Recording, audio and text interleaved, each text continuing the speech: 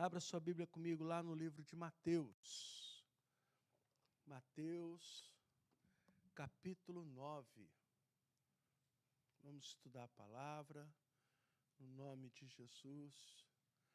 Aleluia. É muito importante, irmãos, na quarta-feira, nós estarmos, não só na quarta-feira, mas nós estarmos lembrando de orar pelos enfermos. Amém? O diabo tem atacado muitos irmãos, a igreja, né? Os irmãos viram no final de semana, foi sábado, né? O bispo Juan Carlos teve um infarto e Deus guardou. Foi um milagre de Deus, foi uma provisão de Deus ali na vida dele. O bispo Juan Carlos tem uma vida muito saudável, né? Ele se cuida muito. E, de repente, surgiu essa situação. Então, nós temos que orar mesmo, nós temos que cobrir a vida do outro. Amém, irmãos? Esse é o papel da igreja. Nós temos que orar uns pelos outros, cobrir, abençoar, né? A vida do outro, interceder. Olha, eu estou orando para Deus levantar intercessores nesta igreja. O intercessor é um ministério que ninguém vê. Mas ele tem um resultado, um efeito fortíssimo. Amém? Que Deus levante intercessores aqui, homens, mulheres, que vão ter peso de oração, que Deus vai despertar de madrugada para orar, para clamar a Ele no nome de Jesus. Amém, gente? E aqui esse texto de Mateus, capítulo 9, do versículo 27 em diante, fala assim: partindo Jesus dali, seguiram-no 2 cegos, clamando: tem compaixão de nós, filho de Davi. Tendo ele entrado na casa, aproximaram-se os cegos, e Jesus lhes perguntou: credes que eu posso fazer isso? Responderam-lhe: sim, Senhor. Então lhe tocou os olhos, dizendo: faça-se-vos conforme a sua fé. E abriram-se-lhe os olhos. Jesus, porém, os advertiu severamente, dizendo: acautelai-vos de que ninguém saiba. Mas eu quero chamar a atenção aqui para 3 fatores que nós temos nesse texto da palavra, que eu creio que são fundamentais para nós experimentarmos milagres na nossa vida, para que nós possamos testemunhar milagres na nossa vida. Né, o Marcelo deu testemunho da mãe dele aí, né, Deus guardou. Se ela tivesse batido a cabeça na quina da mesinha, os problemas poderiam ser muito piores. Deus guardou, Deus protegeu. Amém? Não tenho dúvida de que isso é resultado de oração, da cobertura espiritual que nós precisamos ter, que nós precisamos exercer no nome de Jesus. Mas os 3 fatores que eu quero chamar a atenção dos irmãos aqui é a perseverança, é a fé e a determinação na sua resposta. Perseverança, fé e determinação que nós precisamos ter na nossa vida. Nós precisamos ter determinação, nós precisamos ter perseverança, nós precisamos ter fé. Esses são princípios básicos da palavra de Deus, para que nós possamos testemunhar o agir de Deus, para que nós possamos testemunhar os grandes feitos de Deus sobre as nossas vidas, porque não importa o milagre, não importa o tamanho. Às vezes uma pessoa dá um testemunho e o outro fala assim: mas uma coisinha tão simples para você, mas foi um milagre que Deus operou na vida daquela pessoa. E nós temos que valorizar grandes coisas como pequenas coisas que Deus faz. Amém? Nos guardando, nos protegendo, nos livrando de todo mal. E nós vemos aqui que Jesus é prático na maneira de fazer as coisas. Né? Jesus, ele não dá volta. Deus, ele é objetivo quando ele quer fazer alguma coisa na vida de alguém. Aqueles 2 homens chegaram naquele lugar e Jesus virou para eles e perguntou: vocês creem que eu posso fazer isso? Ele fez uma pergunta simples e objetiva, em direção àqueles homens: você crê que eu posso fazer isso? A resposta deles ali, eu quero que você entenda isso, determinou o agir de Deus sobre a vida deles. A nossa resposta diante das perguntas que nós recebemos de Deus determina o agir dele nas nossas vidas. Os irmãos estão entendendo? O Senhor perguntou para eles ali: você crê que eu posso fazer isso? Você está diante de uma situação, você está enfrentando um problema, você está passando por uma luta, aí nós começamos a orar, começamos a pedir. Muitas vezes a nossa oração é um hábito de orar, mas nós não cremos como deveríamos crer. Não temos confiança que Deus pode realmente fazer, mas temos o hábito, aprendemos a orar, nos falaram que nós temos que orar para que Deus responda. E aqui Jesus foi muito claro na pergunta com aqueles homens: você crê que eu posso fazer isso? Você crê que eu posso curar a sua vista? Você crê que eu posso te libertar dessa prisão de cegueira? Eles foram claros com o Senhor, eles falaram sim. Foram objetivos também. Da mesma forma como o Senhor foi objetivo com eles foram objetivos com o Senhor. Sim, eu creio. Nós temos que aprender, meu irmão e minha irmã, e nós estamos agora no mês da restituição. E eu creio que Deus pode trazer restituição física, na saúde, nas nossas vidas, na vida dos nossos irmãos, no nome de Jesus. Nós vamos estar esse mês todo de março falando sobre restituição, ministrando sobre restituição. E, meu irmão, eu creio que Deus pode trazer restituição, sim, na sua vida, no nome de Jesus, na vida dos seus familiares, no nome de Jesus. Deus pode restituir a saúde, Deus pode restituir os bens, Deus pode restituir os lares. Deus vai fazer restituição, sim, à medida que nós crermos. À medida que nós confiarmos na palavra do Senhor e tivermos a atitude correta, segundo a palavra do Senhor. A palavra fala que eles seguiram a Jesus. O fato deles seguirem a Jesus, a palavra está falando de perseverança. Eles perseveraram em buscar o milagre, em receber o milagre de Deus sobre as suas vidas. Quando eles encontraram com Jesus, eles receberam a pergunta de Jesus, eles foram práticos. Sim, eu creio, por isso eu estou aqui. Eu creio que o Senhor pode fazer, eu creio que o Senhor pode restituir a minha vista, eu creio que o Senhor pode me curar, eu creio que o Senhor pode mudar a história da minha vida. Nós temos que ter essa atitude. Quando eu creio, meu irmão e minha irmã, preste atenção no nome de Jesus, a minha fé não deixa eu ficar parado. A minha fé me motiva a ter atitude. Quer ver? Deixa eu citar um exemplo para os irmãos aqui. Abra sua Bíblia comigo lá em 2 Reis, capítulo 20, versículos 1 a 6. 2 Reis, capítulo 20, versículos 1 a 6. Esse mesmo texto está em Isaías 38, quando o rei Ezequias ficou enfermo. E a situação aqui é muito delicada. A palavra fala assim: naqueles dias, Ezequias adoeceu de uma enfermidade mortal.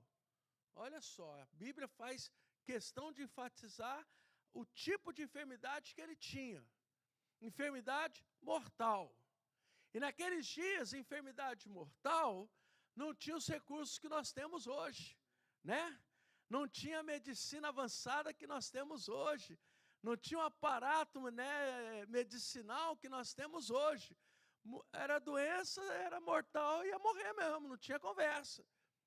Veio ter com ele o profeta Isaías, filho de Amós. Ele disse: assim diz o Senhor, põe em ordem a tua casa, porque morrerás e não viverás. A doença, a mensagem fala que já era uma doença para a morte.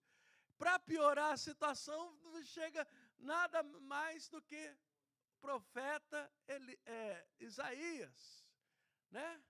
E fala para ele: olha, eu vim trazer uma palavra de Deus para você. Ah, pensou? Põe a sua casa em ordem, porque você vai morrer, não viverás. Olha o que a palavra de Deus diz. Então virou Ezequias o rosto para a parede e orou ao Senhor, dizendo: lembra-te, Senhor, peço-te de que andei diante de ti com fidelidade, com inteireza de coração, fiz o que era reto aos teus olhos, e chorou muitíssimo. Chorou muitíssimo, meu irmão e minha irmã. Preste atenção aqui na palavra de Deus, no nome de Jesus. Quantas pessoas que muitas vezes elas têm um diagnóstico médico e elas se entregam àquele diagnóstico, eles não têm força para reagir diante daquele diagnóstico que eles receberam. Meu irmão e minha irmã, foi o profeta Isaías que chegou na casa daquele homem, profeta maior, um homem de autoridade espiritual, no mundo espiritual, um homem reconhecido por Deus, reconhecido diante dos homens, como um profeta naquela geração, com uma palavra de Deus sobre aquela geração. Chega na casa daquele homem e traz uma palavra de Deus, daquilo que Deus mandou ele dizer. Deus mandou o profeta dizer para ele: olha, põe a tua casa em ordem, porque você vai morrer. Mas qual foi a atitude do rei Ezequias aqui? Quero que você entenda no nome de Jesus, que a nossa atitude determina o agir, a ação de Deus sobre toda e qualquer situação nas nossas vidas. Não importa a situação, não importa a enfermidade, não importa o problema, o nosso Deus é maior e Ele atende o nosso clamor. O problema é que muitas vezes Deus não ouve o nosso clamor. Muitas vezes Deus não ouve as nossas orações. Muitas vezes nós não perseveramos diante de Deus para que as coisas aconteçam. Nós tentamos resolver na nossa força. Nós tentamos resolver na nossa sabedoria. E nos esquecemos de Deus. Aí depois questionamos porque Deus não fez nada na nossa vida. Aqui nós estamos aprendendo com a palavra de Deus qual foi a atitude do rei Ezequias diante daquela palavra que ele recebeu. A palavra de Deus, versículo 2 e 3 diz assim: então virou Ezequias o rosto para a parede e orou ao Senhor. Olha só a autoridade de Ezequias aqui, a autoridade não, a liberdade. Muitas vezes nós não temos essa liberdade com o Senhor. Por isso nós ficamos dando voltas e voltas e voltas. Olha, a palavra de Deus diz que ele orou dizendo: lembra-te, Senhor, peço-te de que andei diante de ti com fidelidade, com inteireza de coração, fiz o que era reto aos teus olhos. Ele trouxe a memória do Senhor. Deus, lembra de mim, Senhor. Lembra das minhas atitudes. Lembra da forma como eu tenho caminhado na tua presença. Lembra da inteireza de coração que eu tenho diante do Senhor. E Ezequias, a palavra de Deus diz que ele foi próspero em todas as obras que ele fez, porque ele fez na presença do Senhor. Deus o abençoou. Ezequias era um homem temente a Deus. Ezequias era um homem que andava na presença do Senhor. Obrigado. Que andava na presença do Senhor e não temia qualquer situação que viesse contra a sua vida. Ele priorizava o reino de Deus, o reino que ele era rei, e ele fazia de tudo para que aquele reino fosse adiante e caminhasse na presença do Senhor. Meu irmão e minha irmã, preste atenção aqui na palavra. Ezequias, ele tinha liberdade com Deus. Até onde vai a nossa liberdade com o Senhor? A palavra de Deus diz que a intimidade de Deus é para aqueles que o buscam, é para aqueles que o temem. A intimidade do Senhor, ou seja, Deus quer ter intimidade conosco, Deus quer ter relacionamento próximo de nós, Deus quer ter aquele relacionamento que tinha no Éden de todas as tardes. Deus está ali no Éden conversando com Adão e com Eva.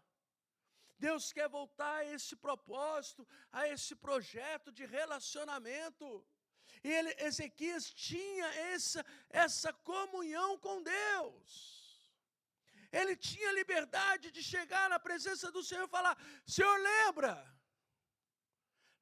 Senhor, lembra de todas as vezes que eu vou para a tua casa, lembra de todas as minhas ofertas, lembra de todos os meus sacrifícios, lembra das atitudes que eu tive diante de situações que surgiram, que eu poderia ter deixado me levar pela situação, mas eu permaneci firme na tua presença. Lembra, Senhor, de que eu tenho andado com inteireza de coração. Lembra que eu tenho sido fiel ao Senhor. Lembra, meu Pai, de que eu não roubo, de que eu não minto, de que eu não engano. Lembra-te, Senhor, de que eu sou fiel à tua palavra.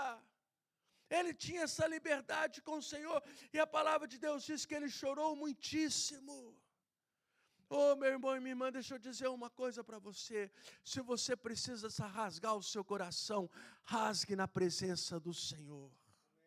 Se você precisa abrir o seu coração, abra o seu coração na presença de Deus.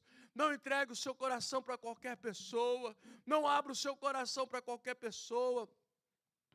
Vá para o altar do Senhor e rasgue o seu coração diante de Deus. Rasgue o seu coração diante do altar do Senhor, porque Deus é fiel. É isso que nós precisamos entender. A fé verdadeira, ela é ativa, ela não é passiva. A fé verdadeira me leva a ter atitudes. A fé verdadeira me leva a caminhar. A fé passiva é uma fé que sai da boca para fora. São palavras que nós lançamos, mas que na verdade nós não confiamos que Deus realmente pode fazer aquilo por nós. Então a gente fica declarando uma fé mentirosa. Mas a fé verdadeira me leva a ter ação. Veja que Ezequias, naquele momento, ele recebe aquela palavra de um profeta, ele se vira e vai orar. Vai clamar a Deus. Vai pedir pela misericórdia do Senhor. Vai pedir para que Deus faça algo na sua vida. E é interessante que Deus responde a oração do rei Ezequias. Antes que o profeta saísse do palácio real, antes, Deus fala com Isaías: olha, eu ouvi a oração do meu servo. Meu irmão, deixa eu profetizar sobre a sua vida. Deus quer ouvir a sua oração, e à medida que Ele ouvir a sua oração, Ele vai operar milagres e maravilhas na sua vida. Quando Deus ouvir a nossa oração, milagres vão acontecer, porque Deus é fiel. É restituição ou não? Ele estava para morrer. O profeta confirma a palavra, é doença de morte. Põe sua casa em ordem. Mas a palavra de Deus diz que Deus muda a palavra dele e acrescenta 15 anos de vida. Aí eu pergunto para os irmãos, isso é restituição ou não é? Isso é milagre de cura ou não é? 15 anos de vida Deus acrescenta na vida daquele homem. Porque ele ouviu a oração, porque ele rasgou o seu coração, porque ele trouxe à memória do Senhor a vida que ele tinha diante da presença de Deus. É isso, é essa atitude que eu e você precisamos ter no nome de Jesus. Eu creio que Deus pode trazer restituição da sua saúde, da sua casa, da sua família no nome de Jesus nesse mês. Eu creio que Deus pode restituir a fé dentro da sua casa. Eu creio que Deus pode abrir portas para você no nome de Jesus. Eu creio nesse poder sobrenatural de Deus. Por isso que o apóstolo Paulo diz lá para o centurião: crê no Senhor Jesus, será salvo tu e a tua casa. Crê no Senhor Jesus e a cura vai acontecer. Crê no Senhor Jesus e milagres vão acontecer na sua vida. E o que aconteceu naquela mesma noite? A palavra de Deus diz que o centurião e toda a família dele foram batizados. Oh, que bênção! Isso é fé, fé verdadeira. Fé ativa, meu irmão e minha irmã. Olha, Deus está trazendo fé no meu coração, e eu creio, eu tenho orado por isso no nome de Jesus. Os irmãos não têm ideia do quanto eu tenho orado por esse salão, para que Deus continue confirmando, para que Deus continue abrindo portas, e eu creio no nome de Jesus, que até o final desse ano, nós vamos ter mais de 100 pessoas dentro da igreja, no nome de Jesus. Essa é a fé que Deus está colocando, e essa é a fé que eu estou declarando, essa é a palavra que eu estou declarando, porque eu sei que meu Deus é fiel, eu sei que Ele pode todas as coisas, e eu sei que Ele responde a oração do justo. A oração do justo é poderosa e eficaz. Deus vai responder no nome de Jesus a sua oração, meu irmão e minha irmã. Deus vai responder o clamor que está saindo no nosso coração nesses dias. Depende da nossa atitude de posicionamento diante de Deus. Lá em Mateus capítulo 9, volta comigo lá, dos versículos 27 a 29. A fé daqueles dois cegos o levaram a seguir a Jesus, a ir aonde Jesus estava. Oh, meu irmão e minha irmã, essa é a fé que nós precisamos ter. Aqueles dois homens, diante da pergunta de Jesus, você crê que eu posso fazer isso? Eles falaram, sim, eu creio que o Senhor pode fazer isso por mim. E a palavra de Deus diz que Jesus virou para eles e falou, seja feito conforme a sua fé. Ou seja, o que determina o agir de Deus é a nossa fé.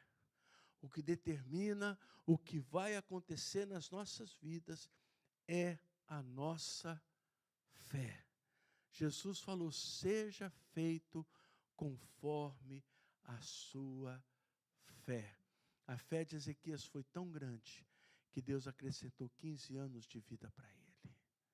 A fé de Ezequias foi tão grande que antes que o profeta saísse de dentro da casa dele, do palácio, Deus ouviu a oração dele e Deus mudou a história, Deus mudou a palavra sobre a vida do rei Ezequias. Meu irmão